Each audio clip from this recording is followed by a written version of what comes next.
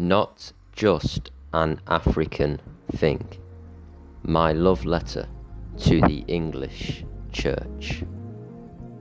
Just recently, I left Sunday morning service and I was asking the Lord whilst I was walking through the city of Manchester, what is a prayer to pray? Like, what is the prayer to really pray? And the Lord then prompted this cry from within me, and that was, quicken me, Spirit, there is no time. Quicken me, Spirit, there is no time. And you know, these kind of prayers are imperative to the believer, but it does often seem sometimes like certain ways of prayer, worship, even certain ways in which we teach the Bible, they can just be allocated under this misconception, oh, that's just an African thing. So before I begin my case as to why I believe that's a misconception, let's explore some things together.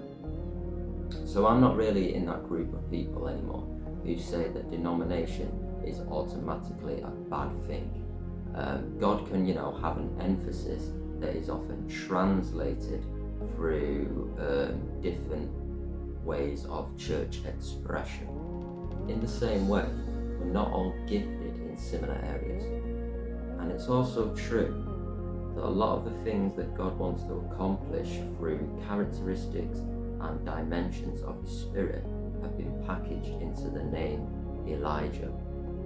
Having said all this, however, what I now want to mention is that English church, the English Christian, can often miss out a lot on the empowerment of God's Spirit within their priesthood.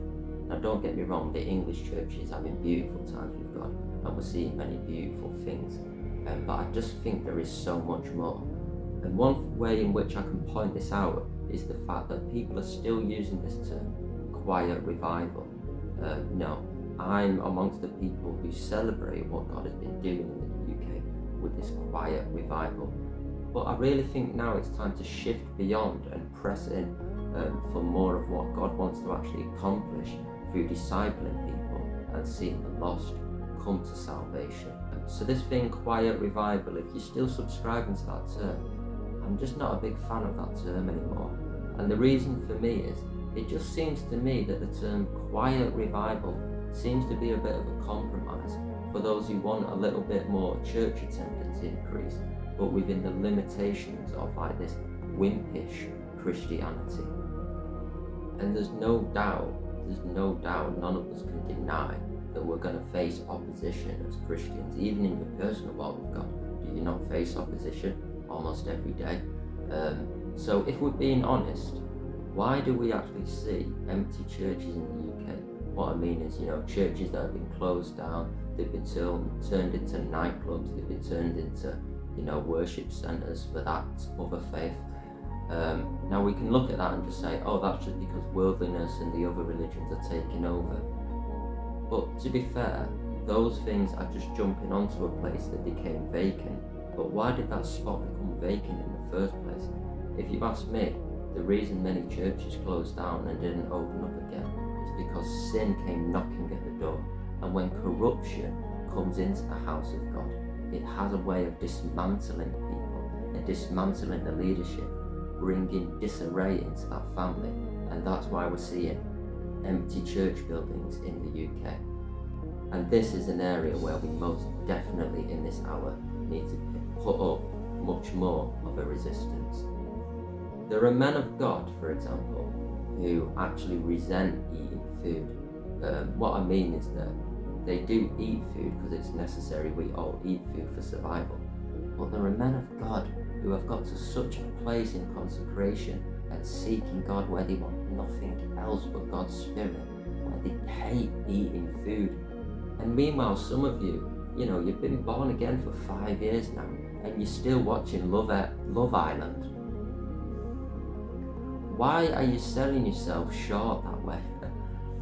There's an idea in the UK that, we just need God's love though, we don't need all this power. But if you love someone, is it not true that you embrace every aspect of them, every aspect of their characteristic? every aspect of what they want to speak into your life that's good. But how do we expect to bring the love of God into a world full of such darkness and deception without power? And people think that the love and power of God aren't relative, but I put it to you that they are. Now, assuming that you're watching this, I'll assume you're a born-again believer, that you're not an atheist anymore. So I'm sure you'd agree with me that the giftings of God, God's spiritual giftings, are powerful. And yet, the Bible even says that the greatest of his gifts is love. So I put it to you that the better we assimilate with the Spirit of God through that way of seeking him out in such a fervency, the better we can then walk into this dark world empowered by the power of God's love. So in order to usher in the power of God's love, what we really need to do in the English church is to charge more in building up the potency of the church altars that we are gathering at. That's one of the reasons, honestly, I've come over the years to cherish the African believers I've come to know, that I've come to connect with, I've come to learn from. Because one thing I really think they do bring to the faith is a real childlike faith, in fact. And that is then expressed through the prayer energy and worship that they are generating. Just to clarify something, this isn't about actually encouraging people to leave their church that is stagnant.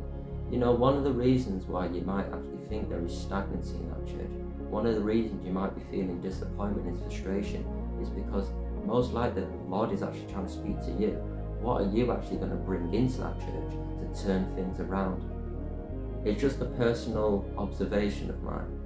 But I reckon if you've been in a church body for more than 2 years, I'll be generous and say for more than 2 years, if during those 2 years your walk with God hasn't inspired a single other believer in that church to go deeper into God, then it means to me that you're in the spirit of error.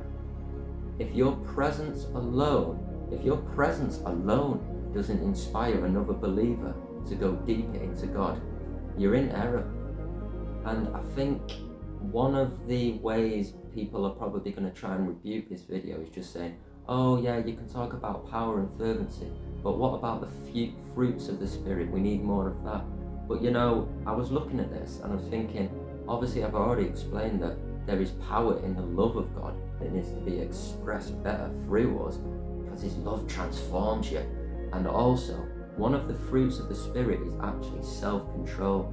And ironically, it can be a sign that you're not in self-control if you're in worship settings or prayer meetings and you're too stiff or you're too timid, because that in turn means that you're too self-conscious. So let's agree as English believers to embrace more of this spiritual fervency.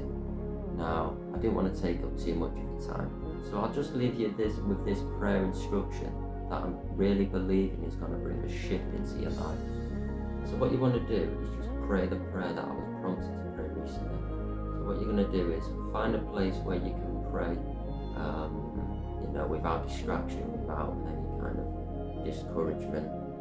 Put your hand here and you're going to pray, quicken me spirit, there is no time.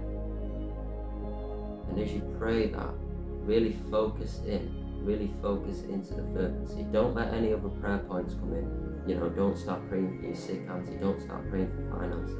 Just pray that one prayer and pray that in a focus for 12 minutes and then see where he takes you. God bless you and thank you for listening, and I look forward to hearing any testimonies you have in response to this video.